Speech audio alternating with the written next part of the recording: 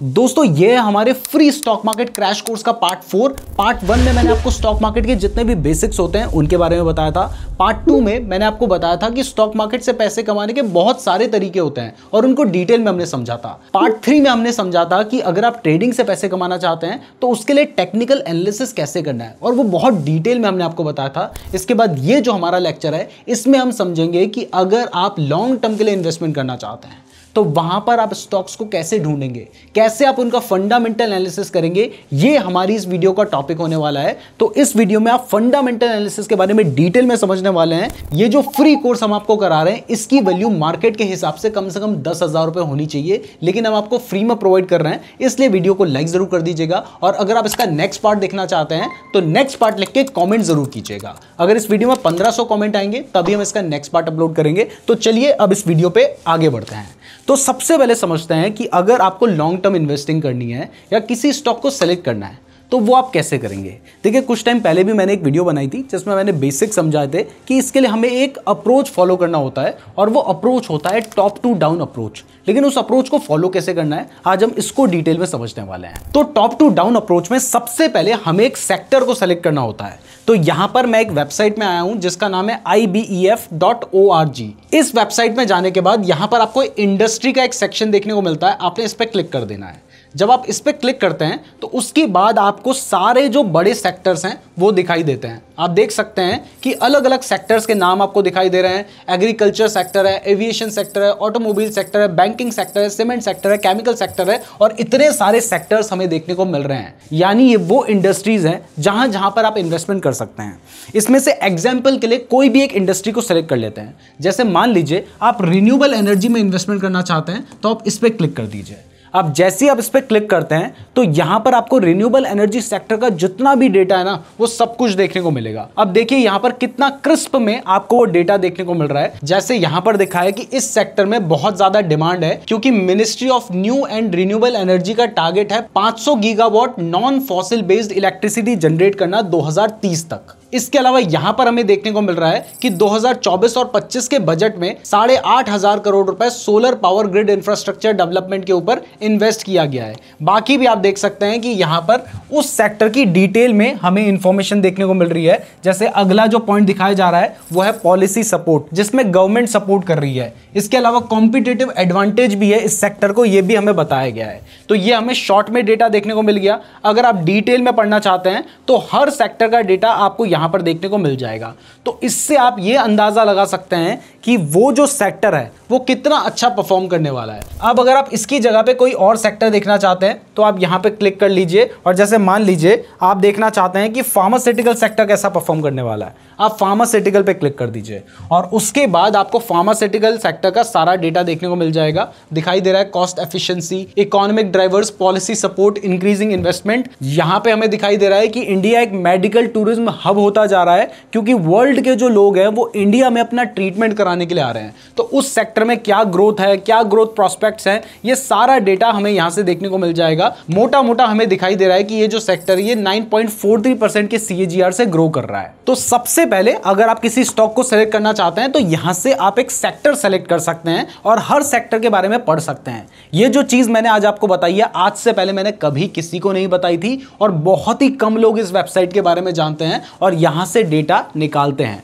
तो ये चीज मैंने आपको बता दी है। तो अगर मान लीजिए इन सारे सेक्टर्स के बारे में पढ़ने के बाद आपको लगता है कि ये एक पर्टिकुलर सेक्टर है जो कि आगे ग्रो कर सकता है, तो वहां पर आपने सेक्टर के बारे में तो पढ़ लिया, लेकिन इसके साथ साथ आपको यह भी पता चल जाएगा कि इस सेक्टर में गवर्नमेंट का सपोर्ट कितना है। तो यहां से हमारी दो जो प्रॉब्लम्स है वो सॉर्ट हो जाएंगी, हमें गवर्नमेंट के सपोर्ट के बारे में भी पता चल जाएगा। तो अब हमें उस स्टॉक का एनालिसिस करना होगा, लेकिन ये बताने से पहले अगर आपको ये वीडियो पसंद आ रही है तो वीडियो को लाइक और चैनल को सब्सक्राइब जरूर कर दीजिएगा। और अगर आप इन्वेस्टमेंट या ट्रेडिंग के लिए डीमैट अकाउंट खुलवाना चाहते हैं तो जिस डीमैट अकाउंट को मैं यूज करता हूं मैंने उसका ही लिंक आपको डिस्क्रिप्शन पे दे रखा है, तो वहां से अपना फ्री डीमैट अकाउंट जरूर खुलवा लीजिएगा।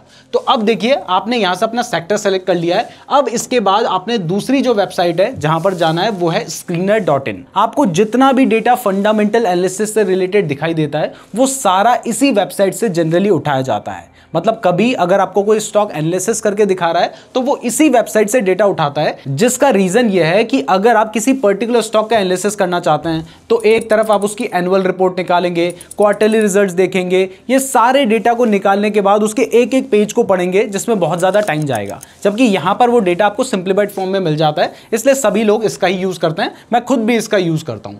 तो अब मान लीजिए आप किसी स्टॉक का एनालिसिस करना चाहते हैं, ये सिर्फ एक एग्जाम्पल है, इसे एग्जाम्पल की तरह ही लीजिएगा। क्लियर कर दूं कि ये कोई भी बाय एंड सेल रिकमेंडेशन नहीं है, मुझे समझाना है तो कोई ना कोई तो एग्जाम्पल लेना ही पड़ेगा ना, तो एजुकेशन के लिए हमने एक एग्जाम्पल ले लिया है यहां पर।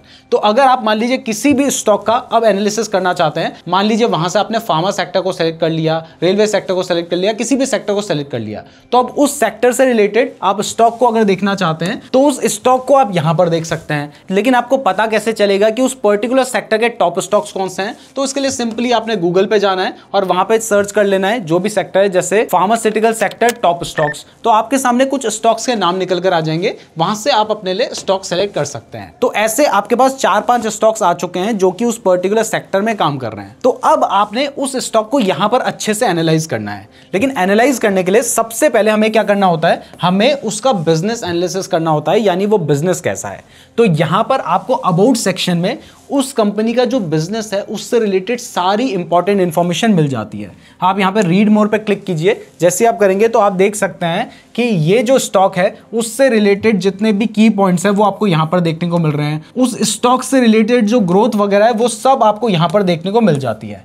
तो आपने उस स्टॉक का जो बिजनेस है सबसे पहले उसको समझना है, क्योंकि हो सकता है कि कोई कंपनी आप फार्मास्यूटिकल सेक्टर से रिलेटेड देख रहे हैं, लेकिन वो फार्मास्यूटिकल के एक ऐसे सेगमेंट में काम कर रही है जो सेगमेंट आगे नहीं बढ़ने वाला है। तो इसलिए हमें बिजनेस को भी समझना होता है। तो एक तो आप बिजनेस के बारे में यहां से पढ़ सकते हैं, आज मैं वो तरीका बता रहा हूं जो मैं खुद फॉलो करता हूं। और इसके बाद आपने अगर बिजनेस के बारे में और ज्यादा पढ़ना है तो इस वेबसाइट के लास्ट में आ जाइए और यहां पर आपको क्रेडिट रेटिंग का ऑप्शन देखने को मिलता है, आप इस पर क्लिक कीजिए। जैसे ही आप इस पर क्लिक करेंगे तो उसके बाद आप किसी ना किसी रेटिंग एजेंसी के डेटा पे पहुंच जाएंगे जिसमें उसने उसे कोई रेटिंग दे रखी होगी।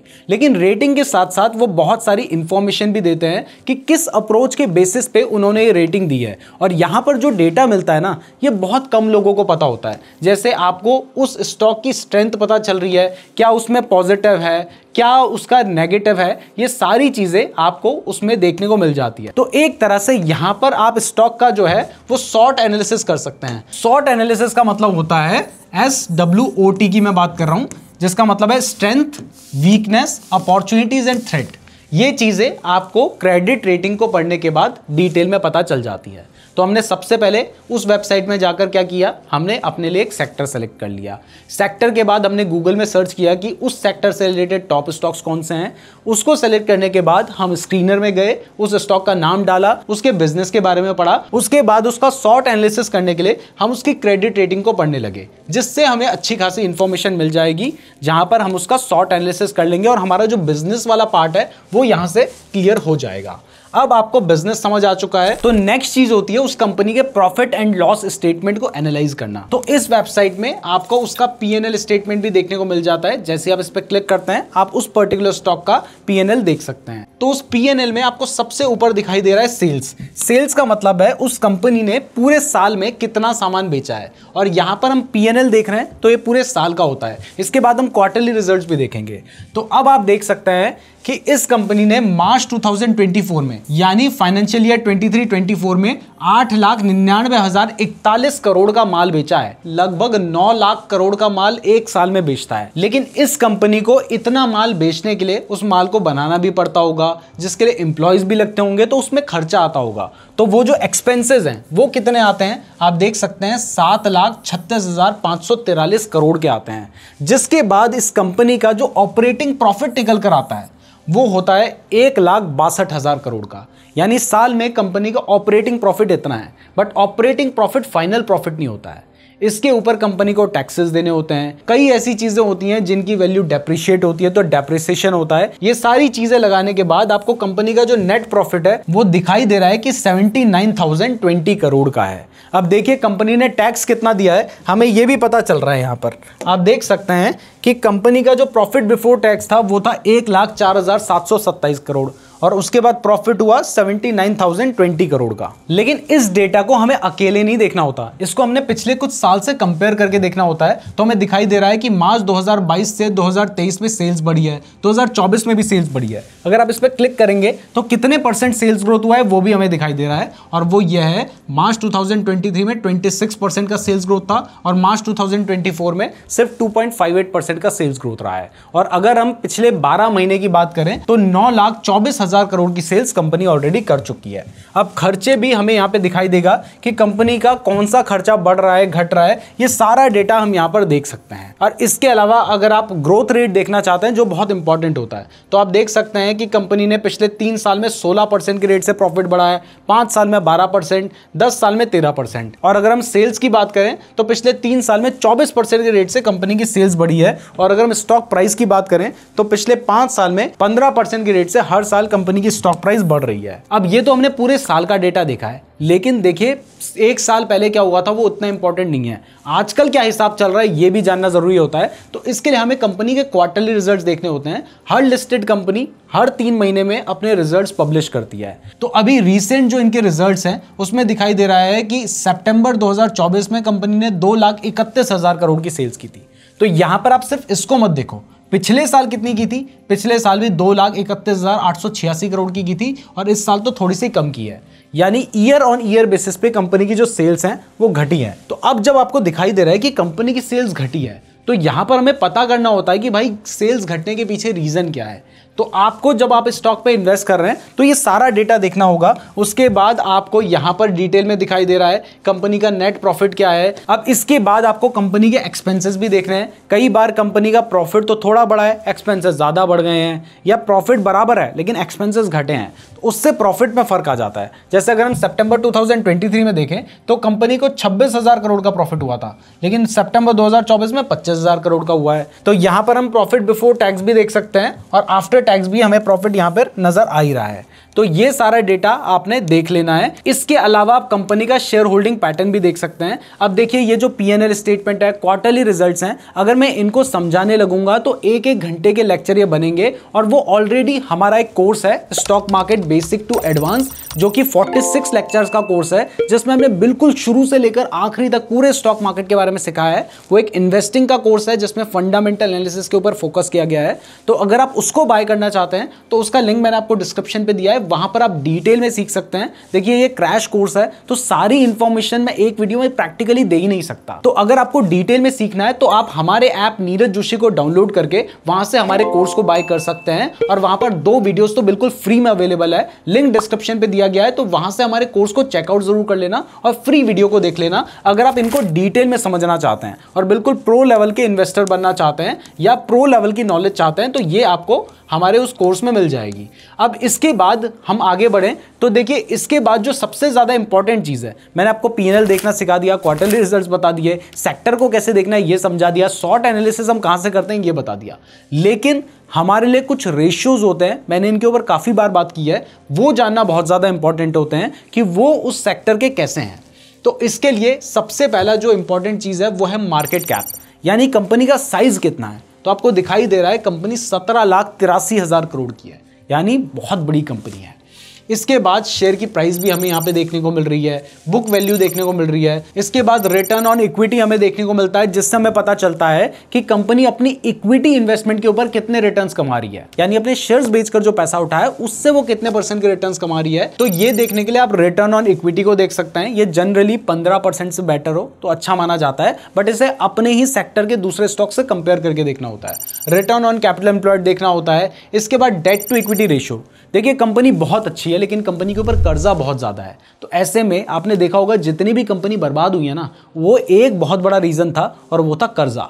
तो अगर कंपनी के ऊपर कर्जा ज्यादा है तो वो एक बहुत रिस्की चीज हो जाती है आपकी इन्वेस्टमेंट के लिए। तो वहां पर आपको डेट टू इक्विटी रेशियो देखना होता है और ये अगर 1 से कम हो तो बेटर है, और अगर आप ज्यादा सेफ चलना चाहते हैं तो 0.5 से कम डेट टू इक्विटी रेशियो आपके लिए बेस्ट रहेगा। इसके बाद हमें कंपनी का वैल्यूएशन एनालिसिस करना होता है, जिसमें हम कंपनी के स्टॉक पीई को देख सकते हैं। ये पीई भी हमें इनके पीयर्स से कंपेयर करके देखना होता है। अगर आप इसके पीयर्स को देखना चाहते हैं तो यहां पर आप देख सकते हैं कि इस स्टॉक के बाकी कॉम्पिटिटर क्या है, उनका पीई क्या चल रहा है, उनका रिटर्न ऑन इक्विटी कितना है, उनका रिटर्न ऑन कैपिटल एम्प्लॉयड कितना है, ये यहां पर आप कंपेयर करके देख सकते हैं। और अगर किसी दूसरे स्टॉक से डायरेक्ट कंपेयर करना चाहते हैं तो यहां पर आप उस स्टॉक का नाम लिख के पूरा कंपैरिजन भी कर सकते हैं। तो इस तरीके से आप यहां पर ये डेटा देखेंगे। अब डेटा देखने के बाद एक और चीज बहुत ज्यादा इंपॉर्टेंट होती है जो कि बहुत कम लोग जानते हैं, और वो ये है कि अगर आप इन्वेस्टमेंट कर रहे हैं तो आप पास्ट के लिए तो नहीं कर रहे हैं, आप फ्यूचर के लिए इन्वेस्टमेंट कर रहे हैं। तो उसके लिए आपको पता होना चाहिए कि कंपनी के फ्यूचर प्लान्स क्या हैं।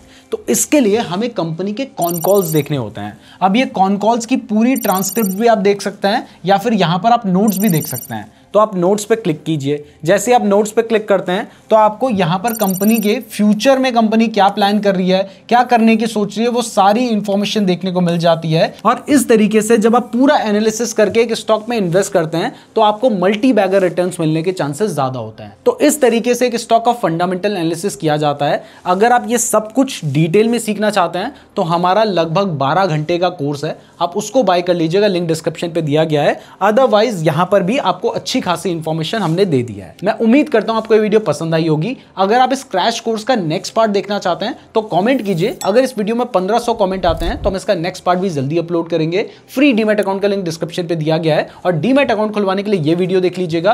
पूरी प्लेलिस्ट देखना चाहते हैं तो यहां पर क्लिक कर सकते हैं। धन्यवाद।